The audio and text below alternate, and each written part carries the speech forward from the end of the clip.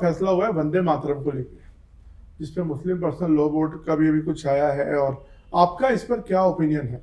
देखिए, जब पार्लियामेंट में जब इस पर डिबेट हुआ था, बहस हुआ था पिछले पार्लियामेंट के सेशन में, सरकार लेकर आई थी कि वंदे मातरम के 150 साल के ऊपर, तो मैंने अपने उस 10 मिनट के स्पीच में पार्लियामेंट को बताया था कि हमारा संविधान का आगाज़ होता है वी द पीपल से, भारत माता की जय से संविधान का आगाज़ नहीं होता। और जब संविधान को हम लोग अपना रहे थे तो उस वक्त कॉन्स्टिट्यूंट असेंबली के 2 मेंबर्स ने, एक ने कहा कि वंदे मातरम शुरू करो, उसको रिजेक्ट कर दिया गया उस दिन। फिर एक ने कहा कि ये कहो कि हर पीपल, उसको रिजेक्ट कर दिया गया।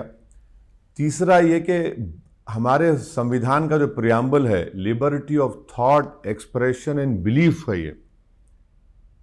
अब आप बताइए, आर्टिकल 25 में आप फ्रीडम ऑफ रिलीजन मुझे दे रहे हैं, और अगर आप ये कहेंगे कि आपकी मोहब्बत इस वतन से उसी वक्त साबित होगी जब आप इस वतन की पूजा करेंगे, इबादत करेंगे, और जब फ्रीडम ऑफ रिलीजन मुझे दिया गया है कि अपने अपने मजहब पे चलो, इस देश का कोई रिलीजन नहीं है, जो खुदा को नहीं मानता वही भारत का बाइज्जत नागरिक है।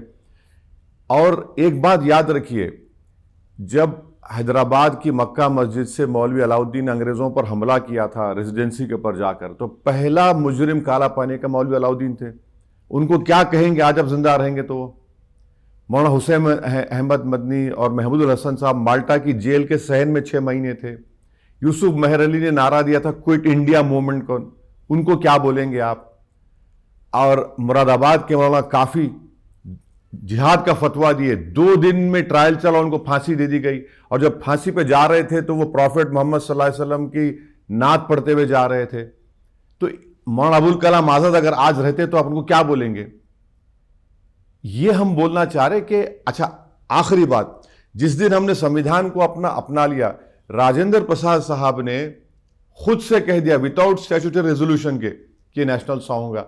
अच्छा नवीन साहब, 1971 का नेशनल ऑनर्स एक्ट है, उसमें नेशनल एंथम, नेशनल एम्बलम और कॉन्स्टिट्यूशन को आप इंसल्ट नहीं कर सकते। और एक सुप्रीम कोर्ट का केस है 1986 का, बीजू इमानुएल केरला का, जिहोवा विटनेस थे,